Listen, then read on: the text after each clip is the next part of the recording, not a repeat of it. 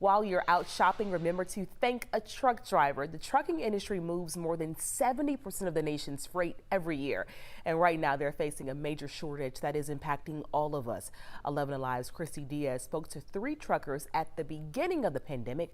More than a year later, Christy is checking back in.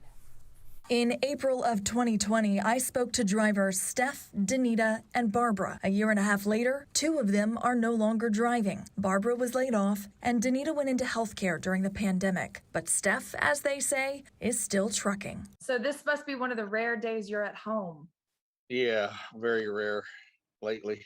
Steph drives heavy haul. In fact, he just transported a car wash to Lawrenceville. He says the past year has been rough for a lot of reasons. The driver is waiting for hours at a port. We have a 14-hour day we have to work with. So if you're at the port and you're spending 6 hours waiting for a chassis, well, you only have so many driving hours left. And you're not going to make a deadline if you had one. His colleague Corey Parker recently had to wait 22 hours for a poultry pickup. Yeah, that was fun. That was they didn't have any kind of facilities for restroom there, and instead of waiting for 22 hours. So what do you do? Bottles. No restrooms, no parking. Those are problems they run into often. But the federal vaccine mandate has created a new one. A lot of truck drivers are not vaccinated.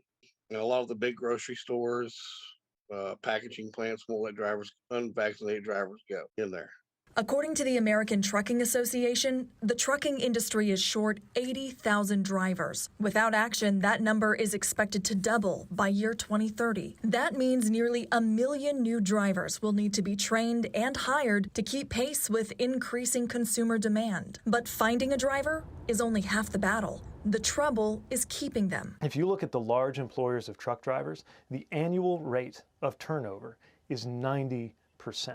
That tells us that there's something deeper going on than any short-term fix is going to address. Earlier this week, Governor Kemp met with leaders from the trucking industry to talk about solutions, like lowering the age to get a commercial driver's license, removing unnecessary taxes, and suspending the federal vaccine mandate. Truck drivers say something's got to give. So do you think this driver retention issue is going to get worse before it gets better?